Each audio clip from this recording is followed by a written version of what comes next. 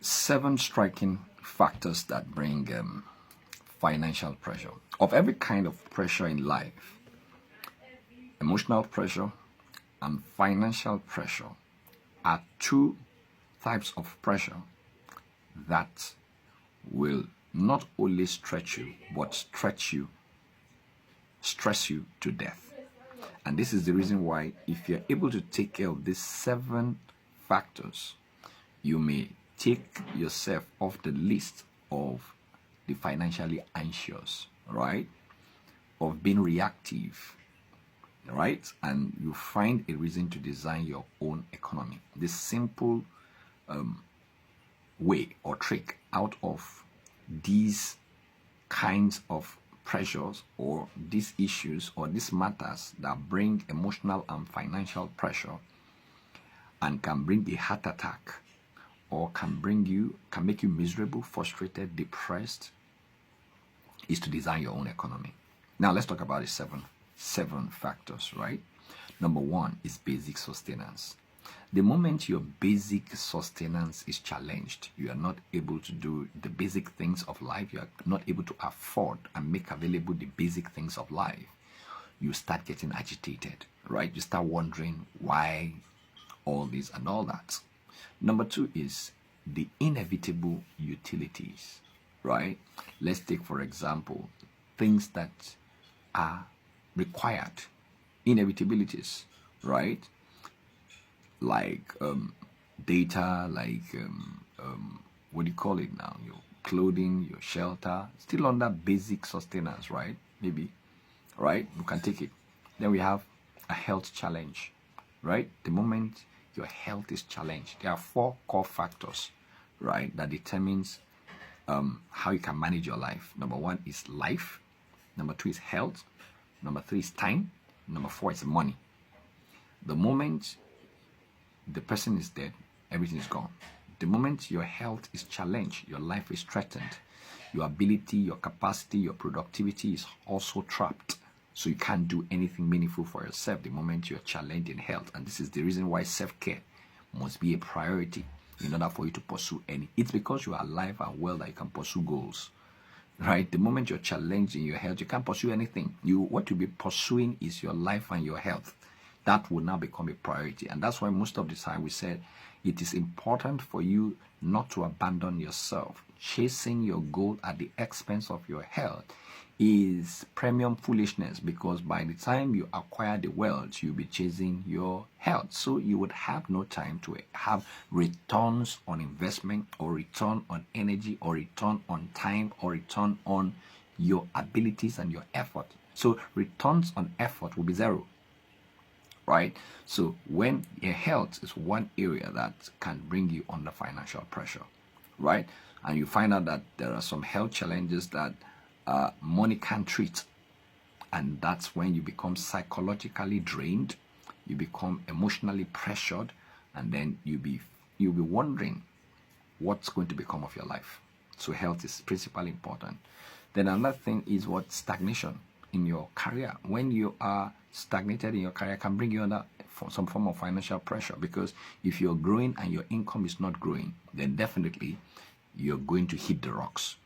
Because even when you're single or you're married, you spend money daily. And if you're not making money daily or an equivalent that will give you excess, right, above your cost, right, to give you surplus, you'll be in deficit. So if you are daily in deficit, then definitely you are going to be financially deficient eventually, right? So family obligations can also bring you under financial pressure. That's about number 5, right? Yes, we said basic sustenance, food, clothing, shelter, inevitable utilities, normal things that could make life go on, right? Then we have health challenge. Then we have stagnation, whether in your career or in your business, can also bring you under financial pressure. Then you have family obligations. There are some people that, like in the African setting, we owe it as a duty to be obliged to our family. So we want to ensure that they are doing well. For instance, I am firstborn and I have no regrets about it. Why? Because I carry a mindset that God, in his infinite mercy that made me first, has given me everything that is required to make me first. He knows the end from the beginning. And I'm grateful that I have been able, in my capacity, to be able to meet that obligation. I won't tell you lies that sometimes the obligations put me under financial pressure. But we have come to the age where self-care is principle, right? You do what you can and don't go beyond yourself to do what you can't in order to please people, right? You please your maker. So remember, you are not the Messiah, right? And be a good Samaritan that can continue his journey, right? Very important. Then we have negative habits, right? Your negative habits could bring you under financial pressure. Take, for instance, if you have the habit of gambling, definitely you cannot become wealthy and you constantly be under financial pressure. No doubt about that, right? And then when you have money draining abilities, right? Money draining activities like procrastination, like indecision, inability to make decisions when you ought to, can also make you lose opportunities that could bring you to financial breakthrough. So if you procrastinate, when fast action takers are the first profit makers. So if you have money draining habits, definitely you're going to be stuck somewhere, right?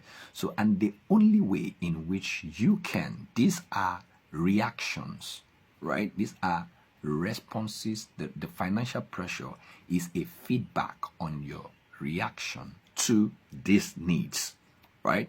So the only way you can get out of the trap of these financial pressure or financial stress or anxiety is to design your own economy. What does this simply mean, to design your own economy? Creating proactive systems that enable you to meet your obligations falling due, which is sustainable and what, stress-free, right? It is moving from a reactive income model to a proactive wealth streams, multiple streams of income, such that you are not dependent, you are not salary dependent or one income boxed.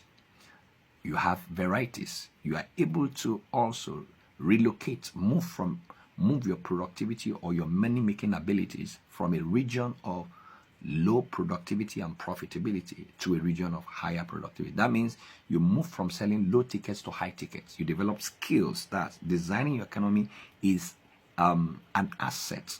It's a personality asset where you are able to move your resourcefulness from regions of low, upcycling your resourcefulness. That is, move your productivity, your activity, your actions from areas of low productivity and low profitability to a region of high profitability. Just like I wrote the book The Millionaire Teacher, right? The Millionaire Teacher is just a book. The book is a low ticket activity. But when you come to the 6-figure blueprint, which is a brainchild of The Millionaire Teacher, then we're talking about what high ticket offers, right? No. So, and that's like a 6 to 12 weeks coaching, right? And that's targeted towards what? The high net worth, right? So instead of looking for how to sell 500 books of The Millionaire Teacher at presently about $7, how about upcycling my skill in order to create another stream of income through high ticket consulting or coaching, high ticket coaching? And that high ticket coaching will go for between $3,000 to $5,000, one client. So you can see, just one client, smarter work, not harder work, right? Good. So you can see, so designing your economy is the only one and only way to get out of financial pressure. So I don't know what this has been for you this morning. I just thought to jump on this call and share with you how to get out of financial pressure through the window of designing your economy.